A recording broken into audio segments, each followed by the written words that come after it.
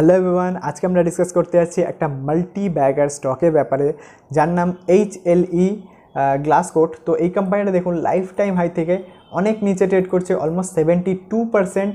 আর এখানে টেকনিক্যালি দেখুন আর একটা ইন্টারেস্টিং জিনিস দেখা যাচ্ছে যে কোম্পানি যেখানে লিস্ট হয়েছিল প্রায় 3.5 বছর হয়ে গেছে, কোম্পানি এখনও সেমই জায়গাতে ট্রেড করছে। তো কোম্পানিটা কি এতটাই খারাপ যে কোম্পানি এখনও সেমই জায়গাতে ট্রেড করছে, সেটা আজকে আমরা ডিসকাস করব। আর এখানে যে কোনো কোম্পানিতে ইনভেস্ট করার আগে কোম্পানির বিজনেসটা ডিসকাস করা খুবই ইম্পর্টেন্ট। যদি কোনো কোম্পানির বিজনেস ভালো না হয় তাহলে সেখানে ইনভেস্ট করা একদমই উচিত না। তো কোম্পানি কী করে, কোম্পানি যে বড় বড় ইন্ডাস্ট্রি হয় তাদের যে ইকুইপমেন্টের প্রয়োজন হয় না, যেরকম গ্লাস লাইন্ড ইকুইপমেন্ট, তারপরে ফিল্টার, ডায়ার ইকুইপমেন্ট, তো এই ধরনের ইকুইপমেন্টগুলো এই কোম্পানি প্রোভাইড করে, রাইট। আর এদের মেন রেভিনিউ আসে কোথার থেকে, 49% রেভিনিউ আসে গ্লাস লাইন্ড ইকুইপমেন্ট থেকে। আর এখানে কোম্পানি এই গ্লাস লাইন্ড ইকুইপমেন্টের সেকেন্ড লার্জেস্ট ডোমেস্টিক প্লেয়ার, মানে ভারতের সেকেন্ড সব থেকে বড়ো প্লেয়ার, যার কাছে 25%-এর মার্কেট শেয়ার আছে। আর তারপরে দেখুন 39% রেভিনিউ আসে ফিল্টারেশন অ্যান্ড ড্রাইং ডিভিশন থেকে, যেখানে কোম্পানির কাছে মোর দ্যান 50%-এর মার্কেট শেয়ার আছে ইন্ডিয়াতে, মার্কেট লিডার, সব থেকে বড়ো কোম্পানি ইন্ডিয়াতে, যেটা একটা খুবই বড় অ্যাডভান্টেজ কোম্পানির কাছে। আর তারপরে আর একটা ইন্টারেস্টিং জিনিস দেখাচ্ছি, যেখানে দেখুন হিট এক্সচেঞ্জে কোম্পানি আসে 12% রেভিনিউ। তো এই যে হিট এক্সচেঞ্জ আছে, এইটার যে লিডিং প্লেয়ারটা ছিল না, এখানে যদি আমরা দেখে নিই, এই লিডিং প্লেয়ার কী ছিল, কিনাম ইঞ্জিনিয়ারিং। তো এই যে কিনাম ইঞ্জিনিয়ারিং আছে, এ লিডিং ম্যানুফ্যাকচার ছিল অফ হিট এক্সচেঞ্জার্স। তো একে অ্যাকোয়ার করে নিয়েছে আমাদের এই কোম্পানিটা HLE গ্লাসকোট। তো এখানে যদি আমরা একটু নিচে যাই তো এখানে দেখতে পারবেন কোম্পানি 35% স্টেক অ্যাকোয়ার করেছে, কন্ট্রোলেবল স্টেক। আর একটা বড় ব্যাপার কি, এই যে কিনাম ইঞ্জিনিয়ারিং আছে, এরা ভালো ভালো ব্র্যান্ডের সাথে অলরেডি কাজ করে রেখেছে, যেরকম Aditya Birla group, BASF, Atul limited, SRF, নবীন ফ্লুরিন, তারপরে পিরামাল গ্রুপ, সিপলা, গ্লেনমার্ক, সানোফি, জুলিয়ান ফুডওয়ার্ক, তারপরে রিলায়েন্স, এদের সবার সাথে কাজ করে রেখেছে। তো যখনই এরকম একটা ক্লায়েন্ট বেস অলরেডি এই কোম্পানির কাছে ছিল, তার মানে কি এর ডিরেক্ট বেনিফিট কে পাবে, এই কোম্পানি পাবে, তাই তো। তো এই জিনিসগুলো আপনাদের একটুখানি বুঝতে হবে। আর তারপরে যদি আমরা আরেকটু এদিকে যাই, এদিকে যে দেখি কোম্পানির ইন্ডাস্ট্রি ওয়াইজ ব্রেকআপ দেখি, তাহলে কোম্পানির স্পেশালিটি কেমিক্যাল থেকে 42% রেভিনিউ আসে, API অ্যান্ড ফার্মা থেকে 39%, অ্যাগ্রোকেমিক্যাল থেকে 9% রেভিনিউ আসে। আর তারপরে যদি কোম্পানির মেন ক্লায়েন্টের ব্যাপারে একটু দেখি, তো দেখুন কোম্পানির যদি এখানে ক্লায়েন্ট আমরা দেখে নিই, অনেক ক্লায়েন্টের সাথে কোম্পানি কাজ করেছে, যেহেতু এরা ইকুইপমেন্ট বিক্রি করে, তো সেক্ষেত্রে এদের অনেক ক্লায়েন্ট হয়, স্বাভাবিক, তাই না। তো এখানে আদিত্য বিড়লা, নবীন ফ্লুরিন, অ্যালকাইনামাইন, আর্থ ইন্ডাস্ট্রিজ, তারপরে PI industries, Lakshmi organic, and তারপরে এখানে আরও অনেক ভালো ভালো কোম্পানি আছে, সানোফি আছে, ডক্টর রেড্ডি আছে, পিরামাল আছে, জাইডাস আছে, সিপলা আছে, ডিভিস ল্যাব আছে, লিউপিন আছে, সানফার্মা আছে, পিডিলাইট ইন্ডাস্ট্রি আছে, ITC, এশিয়ান পেন্ট, ক্যান্সার ন্যারোল্যাক, আরও অনেক ভালো ভালো কোম্পানি আছে। তো ওভারঅল কোম্পানি যখনই এত কোম্পানির সাথে কাজ করেছে, ভালো ভালো কোম্পানির সাথে, তাহলে নতুন কোনো একটা কোম্পানি এদের সাথে ব্যবসা করতে আসলে কী হবে, তারা ভরসা পাবে, তারা দেখবে যে না এই এতগুলো কোম্পানি, যেরকম এই এশিয়ান পেন্ট হয়ে গেল, ন্যারোল্যাক, ITC, পিডিলাইট, সবাই যেহেতু এর কাছ থেকে ইকুইপমেন্ট বানিয়েছে, তাহলে আমিও বানাতে পারি, তাই না। তো ভরসা আসবে। তো এইভাবে একটা কোম্পানিকে আপনাদের অ্যানালাইসিস করতে হবে। তো কোম্পানি ওভারঅল যেই ক্লায়েন্ট বেস আছে খুবই ভালো। আর তারপরে যদি আমরা একটু দেখে নিই, এখানে কোম্পানির যেই গ্লোবাল প্রেজেন্স আছে সেগুলো একটু দেখে নিই। USA থেকে রেভিনিউ আসে, Europe, Russia, Saudi Arabia, Singapore, Thailand আর ইন্ডিয়া থেকে তো ভালো রেভিনিউ আসেই। তো ওভারঅল কোম্পানি পুরো ওয়ার্ল্ড ওয়াইড ভালো একটা বিজনেস ছড়িয়ে রেখেছে। আর তারপর যদি আমরা দেখে নিই, এখানে দেখতে পারবেন লার্জেস্ট গ্লাস লাইনিং প্ল্যান্ট আছে ইউরোপে কোম্পানির কাছে, যেটা একটা খুবই বড় কথা। আর তাছাড়াও আমরা যদি এখানে আরেকটা জিনিস দেখি, যে কোম্পানির ব্যালেন্স শিট, দেখুন ব্যালেন্স শিট একটা খুবই ভালো ক্লিন ব্যালেন্স শিট আমরা দেখতে পাচ্ছি, যে রিজার্ভ এখানে 35 করোড় থেকে 1, 2, 3, 4 বছরে প্রায় 10 গুণ হয়ে গেছে, 312 কোটি। অ্যান্ড এখন হাইয়েস্ট এভার রিজার্ভ দেখতে পাচ্ছি 400 কোটি। আর তার কম্প্যারিজনে বড়োইং একটু বেশি মনে হতেই পারে, কিন্তু আমরা এর আগের কয়েকটা ভিডিওতে অলরেডি ডিসকাস করেছি, যখনই কোম্পানির বড়োইং বেশি থাকবে তার মানে কি কোম্পানিকে সেই বড়োইংয়ের জন্য ইন্টারেস্ট দিতে হয়। তো সেই ইন্টারেস্ট অ্যামাউন্টটা যদি কোম্পানির অপারেটিং মার্জিনকে শেষ না করে দেয়, তাহলে সেই বড়োইংটা কোনো প্রবলেমই না কোম্পানির জন্য, ঠিক আছে। তো ওভারঅল সেটাই আমরা দেখতে পাচ্ছি যে এখানে কোম্পানির অপারেটিং প্রফিট অনেক বেশি, আর বড়োইংয়ের জন্য যে ইন্টারেস্ট দিতে হচ্ছে সেটা সেরকম বেশি না।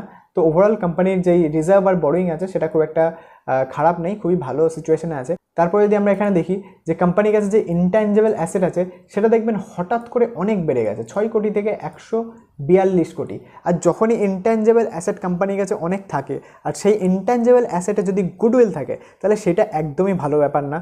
তো সেইটাকে আপনাকে একটু মেকশিওর করে নিতে হবে যে সেখানে গুডউইল বেশি নেই, তাই তো। তো এখানে আমরা যদি ডকুমেন্টসে যাই কীভাবে বুঝবো সেটা আমি দেখিয়ে দিচ্ছি। এখানে অ্যানুয়াল রিপোর্টে ক্লিক করলে আপনাকে এখানে কনসোলিডেটেড ব্যালেন্স শিটটা বের করতে হবে। আর তারপর এখানে যদি দেখেন দেখতে পারবেন এটা কিন্তু ইন ল্যাক্স আছে, আর আমরা স্ক্রিনারে যখন দেখি তখন এটা ইউজুয়ালি ইন করোড় থাকে, ঠিক আছে। তো এই জিনিসটা একটু মাথায় রাখতে হবে। তো এখানে দেখতে পারবেন গুডউইল আগের বছর অনেক কম ছিল 51 লাখ, আর এই বছরে গুডউইল অনেক বেড়ে গেছে 4000 লাখ। তো এখানে গুডউইল তো অনেক বেড়েছে, তার সাথে আদার ইনট্যাঞ্জেবল অ্যাসেটও আগের থেকে অনেক বেড়ে গেছে। তো যদি এখানে টোটাল ইনট্যাঞ্জেবল অ্যাসেট দেখে নিই তাহলে 20,000 লাখের তোমার ইনট্যাঞ্জেবল অ্যাসেট আমরা দেখতে পাচ্ছি। তার মানে কি 5 ভাগের 1 ভাগ গুডউইল আছে। তার মানে কি খুব বড় প্রবলেম না, মানে বেশিরভাগটাই কোম্পানির আদার ইনট্যাঞ্জেবল অ্যাসেট। আর আদার ইনট্যাঞ্জেবল অ্যাসেটে কী আসে? পেটেন্ট, ট্রেডমার্ক, এই সমস্ত জিনিসগুলো আসতে পারে, যেটা আমরা এখানে দেখতে পারবো যে কোম্পানির কাছে 17টা পেটেন্ট, ডিজাইন অ্যান্ড ট্রেডমার্ক আছে। এই জন্যই কোম্পানির ইনট্যাঞ্জেবল অ্যাসেট এত বেশি। তো এটা একটা খুবই ভালো ব্যাপার যে কোম্পানির কাছে ভালো ইনট্যাঞ্জেবল অ্যাসেট আছে। তো ওভারঅল কোম্পানির যে ব্যালেন্স শিট আছে সেটা খুবই ভালো সিচুয়েশনে আছে। আর এখানে আরেকটা জিনিস যদি আমি ডিসকাস করি যে কোম্পানির গ্রোথ অপরচুনিটি কী আছে, যে কোম্পানির গ্রোথ অপরচুনিটি কী হতে পারে। এখানে দেখুন কোম্পানির মেন প্রবলেম কী ছিল, হেডউইন্ড কী ছিল, যে হাই ইন্টারেস্ট রেট সিনারিও আছে না, ওইটার জন্য কোম্পানির একটু প্রবলেম হচ্ছিল। ইন্টারেস্ট রেট বেশি থাকার কারণে এখানে যদি আমি প্রফিট অ্যান্ড লস স্টেটমেন্টে যাই এখানে দেখতে পারবেন কোম্পানির রেভিনিউ খুব বেশি স্পিডে গ্রো হচ্ছিল না, প্রথম কথা। আর তারপরে দ্বিতীয় কথা যে অপারেটিং মার্জিন আছে না, সেটাও একটু শ্রিঙ্ক হয়ে গেছিলো। কীভাবে? এখানে এক্সপেন্সে দেখবে কি আগে এমপ্লয়ি কস্ট ছিল কত 10%, আর এখন সেটা হয়ে গেছে কত 18%-এরও বেশি। তার মানে কি কোম্পানির যে এক্সট্রা এক্সপেন্স হচ্ছে সেটা কোম্পানি পাস অন করতে পারছিল না, কেন? হাই ইন্টারেস্ট রেট ছিল বলে। আর এখন যেহেতু ইউএসএতে ইন্টারেস্ট রেট কাট হয়ে গেছে আর ইন্ডিয়াতেও খুব তাড়াতাড়ি হয়ে যাবে, তো ওভারঅল একটা খুবই ভালো গ্রোথ ফেজে এই কোম্পানি এন্টার করতে চলেছে, যেখানে ইন্টারেস্ট রেট কাট হওয়ার কারণে কোম্পানির ভালো রেভিনিউ ইনক্রিজ হবে আর অপারেটিং প্রফিট মার্জিনও ইনক্রিজ হবে। আর যখন দুটোই একসাথে খুব ভালোভাবে ইনক্রিজ হবে তখন নেট প্রফিট তো আরও বেশি স্পিডে গ্রো করবে, তাই তো। তো এইভাবে একটা কোম্পানিকে অ্যানালাইসিস করতে হবে। আর যদি এখানে আমরা আরেকটু নিচে এসে দেখি যে এখানে কোম্পানির কখন গ্রোথ ভালো হবে, ইন্টারেস্ট রেট কাট হলে যখনই অন্যান্য কোম্পানি নিজেদের ক্যাপাসিটি এক্সপ্যান্ড করবে তখন তাহলে কী হবে? তখন তাদের যে ম্যানুফ্যাকচারিং প্ল্যান্টগুলো তারা তৈরি করছে সেখানে এই কোম্পানির ইকুইপমেন্ট লাগবে, তখনই এই কোম্পানি আরও বেশি গ্রো করবে, তাই তো। তো এইভাবে বুঝতে হবে যে কোম্পানির একটা গ্রোথ অপরচুনিটি ভালো আসছে ইন ফিউচার। আর তখনই আমরা ভিডিওটা বানাচ্ছি এই কারণেই, যাতে করে একটা ভালো কোম্পানির গ্রোথ আমরা এক্সপেক্ট করতে পারছি এখানে, ঠিক আছে। আর তারপরে যদি এখানে আরেকটু নিচে আপনারা রিড করবেন যে অ্যানুয়াল রিপোর্ট হয় সেখানে দেখুন অনেক সময় ম্যানেজমেন্ট অনেক বড় বড় স্বপ্ন দেখায় যে ফার্মা ইন্ডাস্ট্রি 9% সিএজিআরে গ্রো করবে, কেমিক্যাল ইন্ডাস্ট্রি 12% সিএজিআরে গ্রো করবে। কিন্তু একটা জিনিস বুঝতে হবে যে ফার্মা ইন্ডাস্ট্রি আর কেমিক্যাল ইন্ডাস্ট্রি এরা তো গ্রো করবেই, সেটা ঠিক কথা।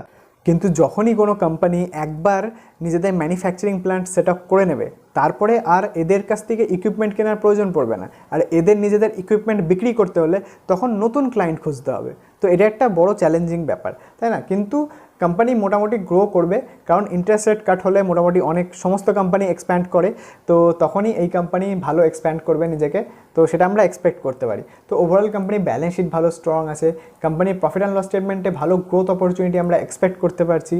আর এখানে ওভারঅল কোম্পানির বিজনেস আমরা দেখলাম খুবই ভালো সিচুয়েশানে আছে বিজনেস, কিন্তু শেয়ার প্রাইস আমরা এখানে অনেক সস্তায় পাচ্ছি। তো এখানে খুবই ভালো একটা অপরচুনিটি তৈরি হচ্ছে। আর এখানে অ্যাজ পার টেকনিক্যাল কী টার্গেট আমরা এক্সপেক্ট করতে পারি সেটা একটু ডিসকাস করে নিই। তো দেখুন এখানে আমরা একটা ডাউন ট্রেন্ডিং লাইন ড্র করে নিলাম, আর তারপরে যদি এখানে একটা সাপোর্ট ড্র করে নিই, তো এখানে টার্গেট কী হতে পারে? এখানে টার্গেট একটা খুবই সিম্পল, আমরা টার্গেট এখানে একটা রেজিস্ট্যান্স ড্র করে কারেন্ট প্রাইস থেকে যদি দেখে নিই অলমোস্ট 85-86%-এর একটা টার্গেট আমরা এক্সপেক্ট করতে পারি। তো আশা করি আপনারা বুঝতে পারছেন যে একটা কোম্পানিকে কীভাবে অ্যানালাইসিস করতে হয়। আর যদি আপনাদের ভালো লেগে থাকে তাহলে আমাদের চ্যানেলে আরও অনেক ভিডিও তৈরি করা আছে, সেগুলো জান যে দেখুন মাল্টিব্যাগার 100% গেন, 30% গেন, অনেক কোম্পানি আমরা ডিসকাস করে রেখেছি। আর যদি আপনার ভালো লাগে তাহলে চ্যানেলটাকে সাবস্ক্রাইব করবেন, লাইক করবেন। আবার দেখা হচ্ছে পরের ভিডিওতে, বাই।